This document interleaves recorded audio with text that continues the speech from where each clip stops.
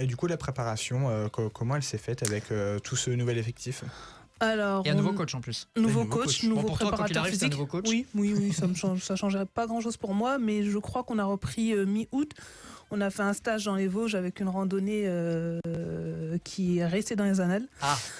Pourquoi il pleuvait? Il y avait... Oh non, mais c'était chaud. On a marché toute une après-midi dans les montagnes vosgeoises. Là, c'était franchement, j'en pouvais plus personnellement. C'est bien, ça fait travailler la cohésion, c'est souvent ça qu'on dit. C'est exactement, c'était le but. Et c'était pour savoir, je pense aussi, si on avait suivi la préparation physique. Le petit programme. Voilà. Alors? Bah moi j'ai eu 0 sur 10. Je pense que ouais. Si on pouvait me mettre moins, il aurait mis moins. Non mais franchement c'était vraiment cool. On a dormi C'était un week-end, du coup on a pu se voir ailleurs que sur un terrain de hand ou autour d'un gymnase, etc. Du coup c'était cool. Très bien, donc bonne prépa. Bonne prépa, ce qui prouve peut-être aussi les bons résultats de ce début de saison. Justement, quels sont les mots du coach à propos de ce bon début de saison, que ce soit à l'entraînement, à la mi-temps, enfin en dehors des matchs, quel est son mot en général? Pour l'instant, on prend les matchs les uns après les autres. Ah, ça c'est bien les discours d'anciens pros, ça. Non, du tout. Et l'important, c'est les 3 points. Voilà, exactement. Non, c'est ça. Enfin, on joue pour gagner. On est toutes des compétitrices. On est des combattrices sur le terrain. On essaie de faire en sorte de produire aussi du beau jeu, même s'il y a pas mal de déchets en ce moment. Et on n'a fait que 3 matchs. On a 3-4 matchs qu'on joue ensemble pour l'instant. On a repris il y a moins de 10 semaines. Du coup, j'espère que d'ici janvier, on pourra vraiment produire un jeu plus beau et avoir les résultats qui vont avec. Il y a une problématique en ce moment depuis le début de saison au RCH, c'est que vous jouez rarement dans la même salle à domicile. Un coup, vous jouez à Vasco de Gama, un coup à Renétis. Est-ce que ça change quelque chose pour toi particulièrement? Parce que voilà, c'est toi qui es en face de nous, mais pour le reste de l'équipe? Je pense que ça pose... pas les mêmes repères. Hein. Non, c'est pas les mêmes repères parce que Vasco, le terrain est plus petit. Du coup, pour les ailières, même pour les arrières, c'est compliqué parce que l'espace est plus petit. Du coup, le nombre d'appuis pour aller au tir est plus petit. Les repères sont différents. C'est vrai que ça peut être problématique. Après, voilà, c'est soit ça, soit pas de match ou jouer un dimanche. Personnellement, je préfère jouer le samedi soir. Allez, on a noté l'avis. Et ça change beaucoup de choses pour toi de jouer le samedi par rapport à un dimanche? Ça change les repères nutritionnels ou ça change les repères en général? Personnellement, oui. Enfin, je préfère jouer le samedi, comme ça j'ai mon dimanche tranquille de libre. Pour nous aussi, du coup. Oui. Non, mais franchement, ça change parce que l'organisme c'est pas prêt pour. Enfin, quand on a l'habitude de jouer un samedi, l'organisme c'est pas forcément prêt à jouer un dimanche. Après, il y a des équipes qui sont organisées comme ça et elles qui ont l'habitude. Et jouer un samedi pour elles, ça poserait problème. Du coup, chacune a ses habitudes. Ça veut dire que toi, tu as une vraie routine de préparation, de jour de match ou... Je sais pas si on peut même parler de petits rites. T'es un peu superstitieuse ou pas? Ouais, voilà. Pas particulièrement. Mais t'as tes habitudes. Après, j'essaie de bien manger quand même avant un match, de bien m'hydrater. Même si j'ai une grosse croppe à Noisy-le-Grand, parce qu'elles vont le répéter, les filles, après le match. Non, franchement, on essaie quand même si on joue en N2, on essaie quand même de faire attention à notre hygiène de vie, c'est important. Bon. Alors du coup, tu parlais de déchets techniques tout à l'heure. Moi, je vais revenir sur une petite statistique. Vous êtes la 3e meilleure attaque avec, pour l'instant, 115 buts marqués. C'est le début de championnat, mais c'est une indication. Mais vous faites aussi partie des pires défenses de ce championnat. Vous êtes 8e sur 12. Il n'y a pas beaucoup d'écart avec le dernier.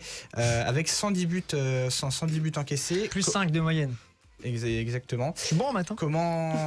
Oui, plus 5 de différence. Comment est-ce que tu peux expliquer cela justement, le fait que vous marquez beaucoup de buts, mais que vous en encaissez beaucoup aussi? Tout simplement, marquer un but, c'est toi et le gardien, c'est un seul duel vis-à-vis du gardien, alors qu'une défense, c'est un jeu à 6 autour de la zone avec un gardien qui est là pour nous aider à finir le travail. Du coup, le jeu de défense est beaucoup plus dur, je pense, à mettre en place qu'un jeu d'attaque. Après, voilà, comme je le dis, il y a pas mal de nouvelles joueuses. Le temps que la mayonnaise apprenne, la défense, c'est vraiment une charnière compliquée. C'est vraiment notre socle sur lequel on veut s'appuyer pour pouvoir développer notre jeu. Aujourd'hui, on rencontre quelques difficultés, mais après, il faut voir les adversaires qu'on a eu en face. Parce que peut-être qu'on a eu de grosses équipes sur les 3 ou 4 premiers matchs. Tu les connais, du coup, parce que là, c'est de la N2, c'est des adversaires que tu découvres? Non, la N2, c'est pas du tout un niveau auquel j'avais joué avant. Du coup, c'est un niveau que je découvre. Donc voilà. Qu'est-ce que t'en penses, justement, du niveau de la N2 aujourd'hui? De ce que tu as pu voir pour l'instant? C'est un niveau encore correct. Après, il y a eu la suppression de la pré-nationale qui a permis à des équipes de pas forcément de bon niveau de monter à la division supérieure. Un N3, ouais. Mais franchement, ça va. Enfin, c'est un niveau quand même correct. Là, en tout cas, on a rencontré de belles équipes. Noisy, Saint-Maur 3. C'est quand même de belles équipes, même si elles restent derrière nous, je crois. Mais après, on fait peut-être partie aussi des belles équipes du championnat. Allez, bah oui, parce que là, il y a quand même des ambitions. Hein. Ouais, alors effectivement, j'ai le classement sous les yeux. Il y a Sainte-Maure qui est premier, il y a Villers qui est deuxième. Reims fait partie de ce top 3. Et juste derrière, il y a Noisy. Donc vous faites partie quand même de ces cadors de ce championnat. Et il y a donc déjà 2 adversaires qui ont été joués, donc rencontrés. Non. Un adversaire, c'est Sainte-Maure, c'est Stella Sainte-Maure, alors que l'autre c'est Sainte-Maure 3. Ah oui, alors raconte-nous un petit peu Sainte-Maure 3 là, parce que c'était chaud quand même. Hein. Oh là là là là, ouais.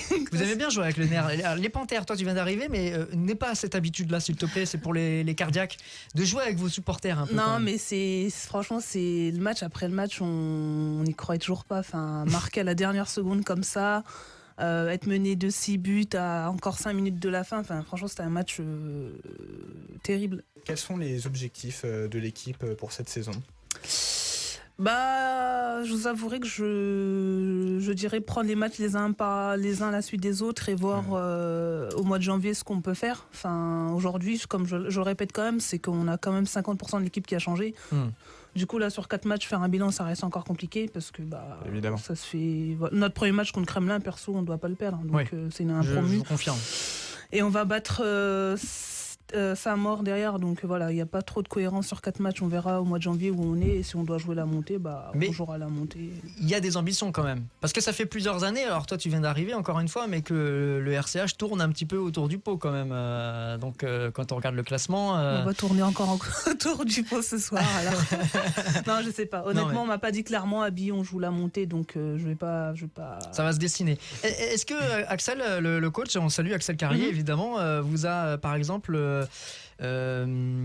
Sensibilisé sur l'importance du début de saison, parce que ça a été une des particularités quand on est observateur du RCH, de faire un début de saison un peu ronflant et puis alors de terminer en boulet de canon. C'est ça qui laisse des regrets, parce qu'on se dit que finalement s'il y a eu un peu plus de régularité tout au long de la saison, le RCH y est. C'est ce qu'on m'a dit par rapport à l'année dernière, c'est qu'ils font un début de saison un peu difficile. Ça se chercher, voilà. Et après le mois de janvier, je crois qu'il y a eu 10 victoires de suite. Du coup, peut-être que la montée aurait pu jouer sur quelques matchs en début de saison. Vous faites la fête au Nouvel An et après on y va, quoi. On parle exactement. Ça prend bien le prochain Nouvel An. Non, mais là, on commence bien le début de saison. Du coup, on va continuer comme ça. On va essayer de faire les choses bien. Et comme ça, on n'aura pas de regrets déjà en fin d'année et se dire qu'on a perdu un match. Déjà, on a peut-être un petit regret sur Kremlin. Mais là, on verra à la fin d'année. Enfin, déjà, au mois de janvier, on fera un premier bilan. Et fin d'année, si on doit monter, on montera. Vous avez vu, elle a dit un regret. Elle n'a pas dit un joker. Hein. Pas de joker de grillé. Simon ? J'ai encore une question pour moi. Allez, ça sera la dernière alors. Une dernière, on parle beaucoup de collectif depuis le début de cette interview. Pour toi, quel est le plus difficile à mettre en place ? Enfin, quel a été le plus difficile à mettre en place collectivement, plus l'attaque ou plus la défense ? Je dirais la défense du coup, parce qu'on est l'une des plus mauvaises défenses du championnat, alors qu'on est censé... on travaille beaucoup plus, je pense, la défense que l'attaque. Après, l'attaque, comme je le dis, c'est un duel face au gardien. Souvent, c'est des contre-attaques, des montées de balles.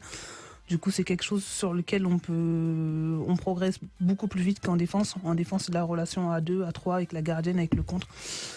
Il y a beaucoup plus de choses à travailler. Du coup, je pense que la défense est beaucoup plus facile à travailler et on va faire en sorte de développer ça. Donc à l'entraînement, on est plus sur de la tactique que du foncier. On fait du foncier. Déjà fait une cohésion, un travail de préparation. Mais là, on se remet tout doucement déjà de la randonnée. Hein. Non, on fait du foncier, on en fait un peu le mercredi. Mais c'est vrai qu'on pourra en faire plus, mais tactiquement, il faut qu'on bosse parce que